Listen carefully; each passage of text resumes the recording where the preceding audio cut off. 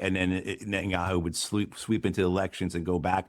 But now Netanyahu is facing a tremendous amount of political opposition because of the ceasefire in Iran, because of the quote ceasefire unquote in Lebanon. And you see that his chief adversary, his chief opponent, or Yair Lapid with Naftali Bennett, they've aligned together, Bennett and Lapid, based upon the Lebanese ceasefire. I mean, so you don't see anything where this status quo, this indefinite ceasefire, is of benefit to the Israeli leadership.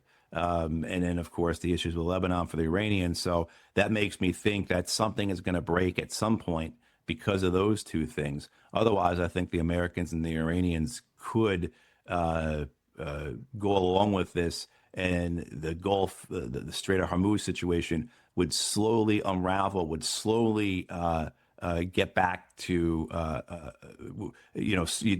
day by day, the conditions would get better. And then by the end of the summer, maybe you'd see a return to full traffic with this new toll, but then at least the markets would be stabilizing. Although, as you know, the issues with already this shutdown of the Gulf for the last 2 months, or last 3 months, essentially, has meant that those markets, whether it's the petroleum and gas market, whether it's all the byproducts, all the downshore markets that come from that, there's a latency. And so we're going to be feeling effects of this closure well through 2027, even if everything was restored to today. So that may not be, enough time then, if things go back to normal by the end of the summer, for the American midterms to be removed from this war. I think the idea is always that with these wars, if you can end it, and then you've got a decent interval between the elections, right?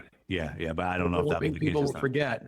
But the gas prices here in the suburbs of Chicago, so it's not Chicago proper. They're close to $6 a gallon. Oh, and, the farmers out here are really hurting. Like you said, family farms are going under, or in the threat of going under. The banks are circling the wagons, and I'm a board member of a foundation called the International Farming Foundation, and we're talking to farmers, and they're really, really hurting, and some of them feel betrayed. But there's a sliver of hope with the September meeting between President Xi and President Trump, so close to the election. That's after Labor Day, I think. And the question is, can that be a bookend, depending on what happens between now and then? But we'll see. Like you said, there's so many risks and unpredictability.